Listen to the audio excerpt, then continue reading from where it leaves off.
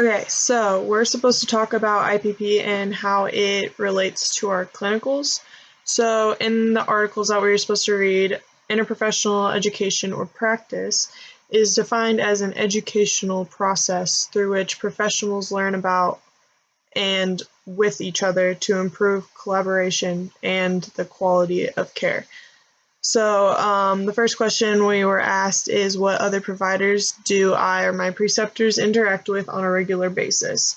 So, first, I mostly see probably the most is our doctor, or that comes with us to as we travel or comes to the games. We see him every game, and we probably interact with him the most. I've had a couple conversations with him as we're traveling.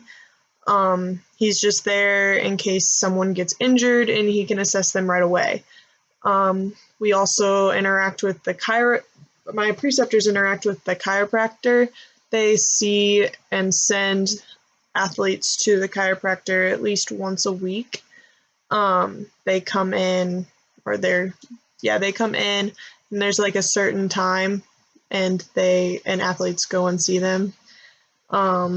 We also, I've also seen my preceptors take a lot of our athletes to the dentist. That is something that they do, especially at our college level, because I'm at MSU football.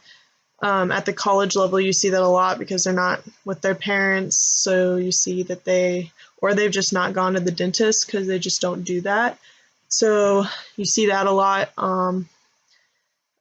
We also could send them to a psychologist if they are needing that.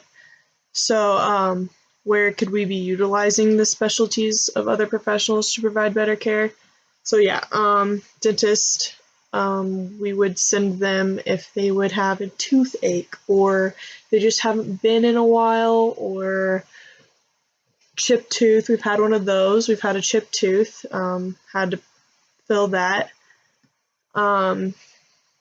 Really anything to do with the mouth. Knocked teeth in, probably would send them refer to a dentist.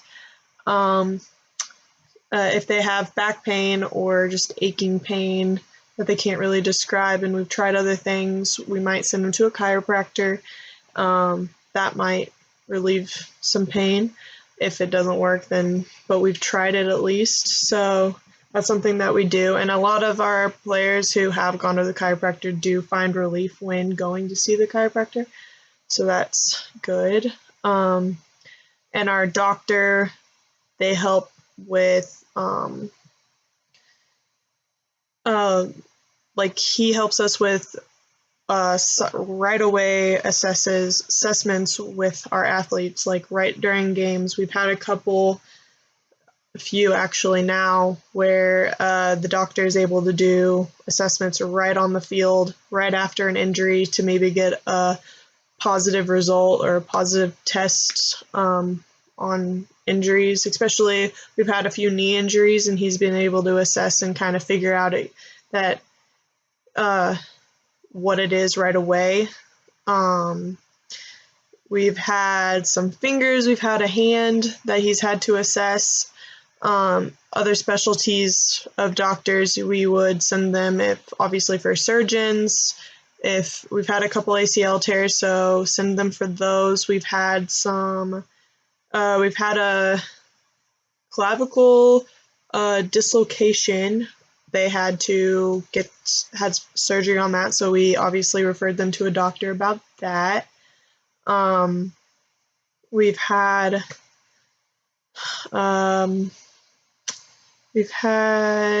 have had to send them for just minor shoulder injuries. For concussions, we usually have them meet with the doctor about those too. So who makes up the healthcare team for our patients? The list is pretty endless, honestly, but from where I've seen them, what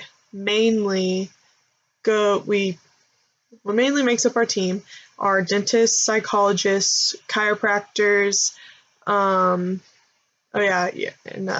so psychologists, we send them to psychologists for multiple reasons. Sometimes it's hard for athletes who are freshmen coming into college to um,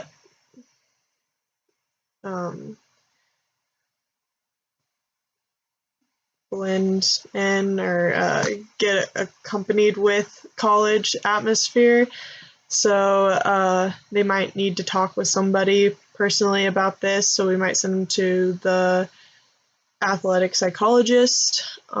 If we don't feel like we should be handling it ourselves, if we feel like they need to be talking to somebody else about this, someone who's more educated in mental health, which I think is a huge part of our job already, but we're sometimes not always equipped for all of it.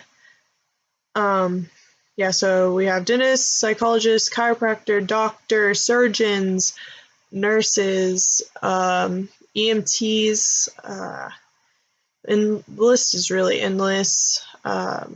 Missing a whole bunch. But really, I liked this quote from one of the articles. It was, "Teamwork and collaboration among health professionals are viewed as essential to the future of healthcare to improve communication, prevent medical errors, and improve patient-client outcomes," which that's pretty much sums up everything about IPP. Like, we all need to work together as health professionals to help these athletes. And that's where we come to like the role that athletic trainers play in the healthcare system. I think we have a more direct role in working with the athletes. Like, we see them firsthand every day, while the doctor, they might not see them, only like, especially if they just have surgery, you might only see them 3 or 4 times and that's it, while we would see them every single day.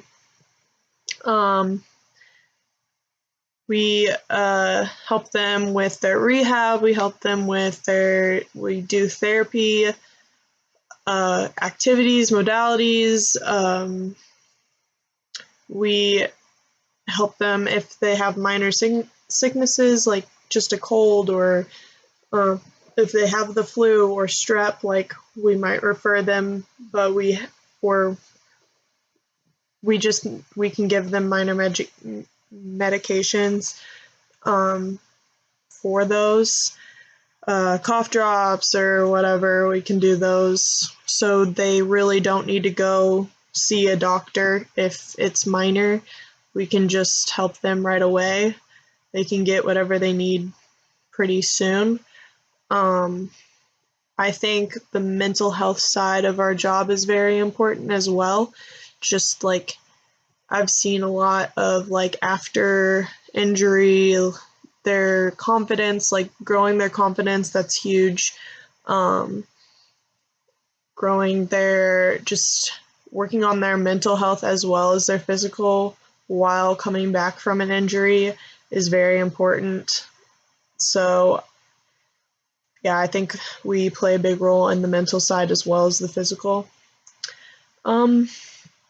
But yeah, that is what I've kind of seen at the clinical site, and kind of my overall observation and feedback on what interprofessional practice kind of entails.